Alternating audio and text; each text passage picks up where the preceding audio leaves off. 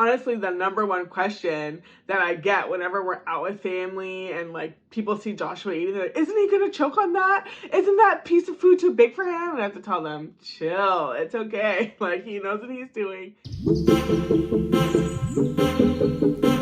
What's up, friends? My name is Pauline. I am a new mom and I want to welcome you to my channel, a space where we enjoy the ups and the downs of motherhood and family. I'm excited because today we are talking all about baby-led weaning. So over on my Instagram, I love to share Joshua's food choices, and a lot of times, even in person with family, people are so amazed at how he eats.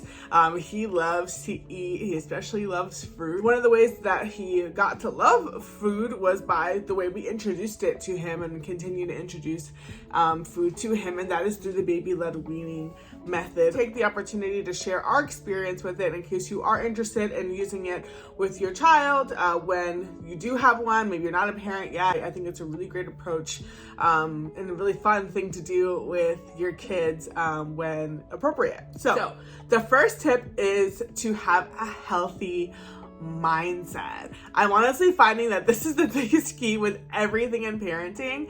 But what does it really mean to have a healthy mindset? First, you want to have appropriate expectations. Now, I mentioned earlier when we started baby-led weaning with Joshua when he was 6 months old. Now, I don't know how familiar everybody is with 6-month-olds, but they really can't do too much. And I don't think it would have been fair to him or to me to expect him to be able to eat in a clean way or in a kind of like civil way, like how an adult does. I think that's one of the things that shies people away from baby-led weaning is the mess, because it is messy, and that's okay. Baby-led weaning is really a way for your child to get introduced to food, to love food, to enjoy it, a child to love food too. And a lot of times we are just so focused on like the rules behind food or limiting expectations of our child. They can be discouraged from mealtime, and we want to make sure that we don't do that. So that's one of the things that was really attractive to me about baby-led weaning was I wanted my son to enjoy mealtime. I wanted him to enjoy food. I wanted him to explore it. I didn't want him, of course, to be a picky eater. That's another motivator for why I wanted to start baby-led weaning, was because I wanted him to just be curious and explore food. The simplest approach with baby-led weaning is to give the baby food and kind of just see what they do with it. Even if they throw it on the floor, that's okay, because the beginning, and this kind of goes along with expectations as well, is like food is not their main source of nutrition. It's still gonna be breast milk or formula. So there's no pressure. There should be no pressure for the baby to finish all their food, and you're just giving him really, it's like an extended playtime.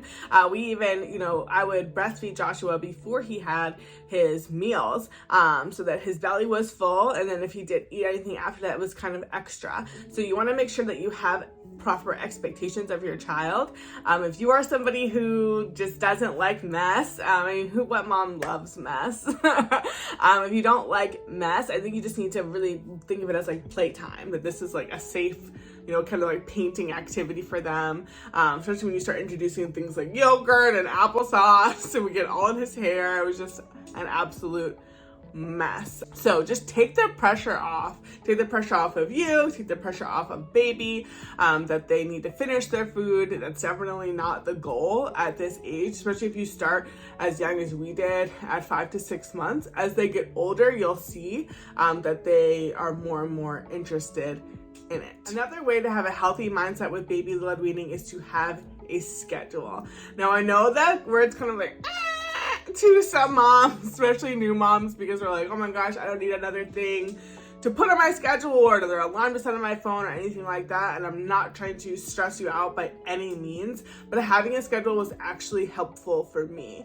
And if your child is already on some type of schedule, whether it be like a sleep schedule or like a daycare schedule or I'm not sure, whatever schedule that you have that your baby kind of fits into, you want to make sure that you have a schedule for their food as well. And really, it starts with scheduling the age your baby will start baby-led weaning. So whether you start at 5 months, 6 months, 9 months, 10 months, I'm not sure. Again, you want to make sure that you get cleared from your pediatrician, because baby led weaning is not safe for certain babies if they're not at certain milestones yet. And then you also want to make sure you're scheduling it in your groceries, because every family kind of approaches groceries and meal prep and things like that differently. Maybe you don't meal prep at all, you'll have food in the house that baby can eat. That was very helpful for us. Joshua's first foods were broccoli, avocado, and banana, and we made sure that we had something set aside for him, because again, we kind of went into it knowing, okay, he may or may not eat this. He may just play with it, he may just throw it on the floor, I don't know, but I wasn't trying to give him the banana that I needed, you know what I'm saying? So we had to make sure that we planned that in our grocery shopping for the week and set aside some special food for him. And it is an adjustment, because for a long time we weren't incorporating him into our grocery plans. So that's why I say schedule it, and that's probably the easiest thing for you to do. You're just not used to having food in the house for baby, especially when it's your first baby and you're a new parent. You're just used to having food for the adults. So the second tip is to have helpful products. Now, I know can be kind of overwhelming because there's so many options, but that's one of the awesome things that honestly appealed to me about baby-led weaning versus doing pureed food. Now, I talked a little bit more about why we chose baby-led weaning in our video about his growth and how we helped him grow from 4 pounds, 8 ounces when he was born, all the way up to, I believe, like 20 pounds when he was 6 months old. And baby-led weaning is a part of that. One of the reasons why I wanted to do baby-led weaning was because I didn't want to buy all these extra products that we were only going to use for a short-term amount of time. A couple of products that have been really helpful in our journey, and they are long-term products that we still use to this day. So the first product is our Orable high chair. The first thing that we love about it is the tray, and the tray really acts as a plate, so that's very, very helpful. And then if you don't like this specific high chair, you just need a high chair, something for your baby to sit in, even if you have one of the ones that pulls up to your dining room table or your kitchen table. We don't have either of those because we live in a really small apartment. So this high chair was one of the reasons why we chose that, is because we needed something with that tray attachment. The second item is a bib, and I highly recommend a bib, one of these silicone bibs. We got ours from Joshy, and I believe I have a link down there for you if you are interested in buying those or buying one for a friend. But these are great because they have the little pockets at the bottom with the chest, and it catches so much food. Now, of course, your baby's still going to get food everywhere. I mean, eating is a messy process for adults, so how much more kids, especially when you're giving them things like sauce. A lot of times we just take Joshua's clothes off before he eats, or just know that he's going to change clothes after lunch. The bonus item that I want to share is the doggy pads. We bought these, we still have them from over a year ago, and we don't use them anymore, but I did want to share them because I feel like they'll be very helpful for some of you to know as an option. You want to be able just kind of scoop it all up, or just fold it all up at the end of the meal. You can do that. There are these doggy pads, so that's an option as well. We don't really find it necessary because Joshua it wasn't catching all the food. I don't know if there's a doggy pad big enough for Joshua in the world, but that is another option. I still have 2 more tips to share with you, but if you're getting any value from this, go ahead and give this video a thumbs up so I know, and let me know in the comments, what high chair are you considering buying for your new baby? Number 3 is educational resources. You want to make sure that you have educational resources in your back pocket for before and during baby-led weaning. Before we started baby-led weaning, we took a course online by Tinyhood, which I believe I can link in the description below, the one that we took.